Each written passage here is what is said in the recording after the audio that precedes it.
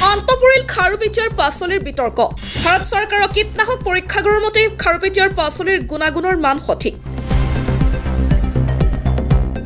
এই শস্যখালী ৰোগত ভুগিব পাৰে বুলি কোনো বিশেষজ্ঞই কোৱা নাই খাৰুপেটীয়াৰ পাচলি বিষাক্ত বুলি এসময়ত মন্তব্য কৰিছিল মুখ্যমন্ত্ৰীয়ে সদনত বিপৰীত তথ্য প্ৰকাশ কৰিলে কৃষিমন্ত্ৰী অতুল বৰাই খাৰুপেটীয়াৰ পাচলি ক্লিনচিট পোৱাৰ পিছতেই দৰং আমচুৰ সভাপতিয়ে প্ৰকাশ কৰে প্ৰতিক্ৰিয়া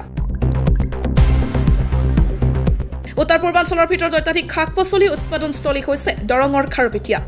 খাৰুপেটীয়াৰ সতেজ পাচলিয়ে চাহিদা পূৰণ কৰে অসমৰ লগতে চুবুৰীয়া ৰাজ্যৰ কিন্তু খাৰুপেটীয়াৰ পাচলিক লৈ ভিন্ন সময়ত ৰাজ্যৰ মুখ্যমন্ত্ৰীয়ে বিতৰ্কীয় মন্তব্য কৰি আহিছে খাৰুপেটীয়াৰ পাচলি খালে কিডনি বেয়া হয় বেঙেনাত ইনজেকশ্যন দিয়ে খাৰুপেটীয়াৰ কৃষকে অত্যাধিক ৰাসায়নিক সাৰ ব্যৱহাৰ কৰে পাচলিত এনে মন্তব্য কৰি আহিছে মুখ্যমন্ত্ৰীয়ে যাৰ ফলত প্ৰচুৰ লোকচানৰ সন্মুখীন হৈছে খাৰুপেটীয়াৰ কৃষক উৎপাদন অনুসায়ী প্ৰভাৱ পৰিছে চাহিদাত অৱশেষত অন্তপুৰীল খাৰুপেটীয়াৰ এই পাচলি বিতৰ্ক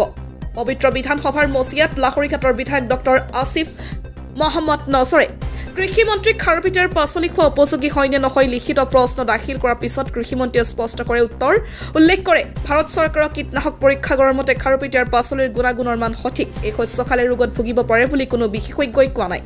খাৰুপেটীয়াৰ পাচলিয়ে ক্লিনচিট পোৱাৰ পিছতেই দৰং আমচুৰ সভাপতিয়ে প্ৰকাশ কৰে প্ৰতিক্ৰিয়া কৈছে মুখ্যমন্ত্ৰীয়ে ভিন্ন সময়ত ৰাজনৈতিক মুনাফাৰ বাবে এনে মন্তব্য কৰি আহিছে মাত্ৰ সংখ্যালঘু লোকে পাচলি উৎপাদন কৰাৰ বাবে এইসমূহ মন্তব্য কৰে মুখ্যমন্ত্ৰীয়ে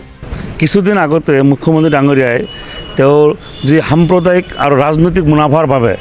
তেওঁ আমাৰ দৰং জিলাৰ খাৰুপেটীয়াৰ শাক পাচলি বিষাক্ত বুলি যি প্ৰচাৰ কৰিছিল আৰু এই প্ৰচাৰে আমাৰ কৃষকসকলৰ মাজত এটা আতংকময় পৰিৱেশ সৃষ্টি গ্ৰাহকসকলৰ মাজত এটা আতংকৰ পৰিৱেশ সৃষ্টি হৈছিল আৰু বৃহৎ ক্ষতিৰ সন্মুখীন হৈছিল আপোনাৰ কৃষকসকল কিন্তু আজি যদি যোৱাকালি দেখা যায় যে অসম বিধানসভাৰ পবিত্ৰ সদনত কিন্তু আপোনাৰ কৃষিমন্ত্ৰী ডাঙৰীয়াই স্পষ্ট কৰি দিছে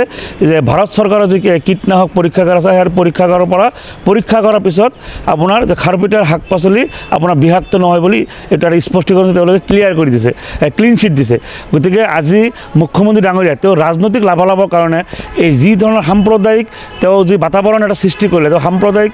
খেল খেলি তেওঁ মানে ইয়াত আপোনালোকে জানে যে দৰং জিলাৰ খাৰুপেটীয়া অঞ্চল কিন্তু আপোনাৰ সংখ্যালঘু ঔদ্যোগিক অঞ্চল আৰু ইয়াৰ কৃষিৰ লগত জড়িত আপোনাৰ সকলো মানুহে সংখ্যালঘু সম্প্ৰদায়ৰ গতিকে তেওঁৰ যি মুনাফা আৰু তেওঁৰ যি সাম্প্ৰদায়িক তেওঁৰ যি মনোভাৱ এই মনোভাৱ যাতে কৃষকসকল যাতে বৃহৎ ক্ষতিৰ সন্মুখীন হয় তাৰ বাবে তেওঁ আৰু তেওঁ ৰাজনৈতিক লাভালাভৰ কাৰণে তেওঁ তেনেকুৱা ধৰণৰ এটা অপপ্ৰচাৰ কৰিছিল আৰু তেওঁৰ কিন্তু সেই অপপ্ৰচাৰ পবিত্ৰ বিধানসভাৰ মজিয়াতে কিন্তু কৃষিমন্ত্ৰী ডাঙৰীয়াই ভাৰত চৰকাৰৰ যি কীটনাশক আপোনাৰ যি হেৰি আছে আপোনাৰ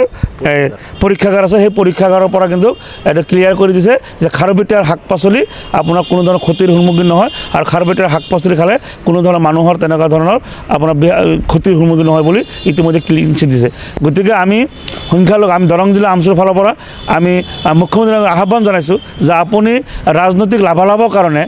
কমচে কম আপুনি এই কৃষকসকলৰ লগত কৃষকসকললৈ আপুনি ৰাজনীতি নকৰিব আপোনাৰ মন্তব্যই যিসকল সৰু সুৰা আপোনাৰ কৃষক আছিল তেওঁলোকে ইতিমধ্যে আপোনাৰ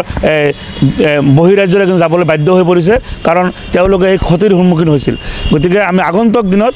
এনেকুৱা ধৰণৰ মন্তব্য যাতে নকৰে তাৰ বাবে আহ্বান জনাইছোঁ আৰু লগতে আমাৰ এই মুখ্যমন্ত্ৰী ডাঙৰীয়াৰ মন্তব্যৰ পিছতেই খাৰুপেটীয়াৰ শাক পাচলিৰ যি এটা পৰিৱেশৰ সৃষ্টি হৈছিল ইতিমধ্যে যিহেতু এটা ক্লিন চিট পাইছে আৰু পৰীক্ষাগাৰৰ পৰা পৰীক্ষা কৰাৰ পিছতে ক্লিন চিট হৈছে গতিকে গ্ৰাহকসকলেও যাতে তেওঁলোকৰ মনত যিটো এটা ভাৱ হৈছিল সেই ভাৱটো যাতে আঁতৰাই সেই আগৰ নিচিনাই যাতে আমাৰ খাৰুপেটীয়া বা দৰং জিলাৰ শাক পাচলি তেওঁলোকে যাতে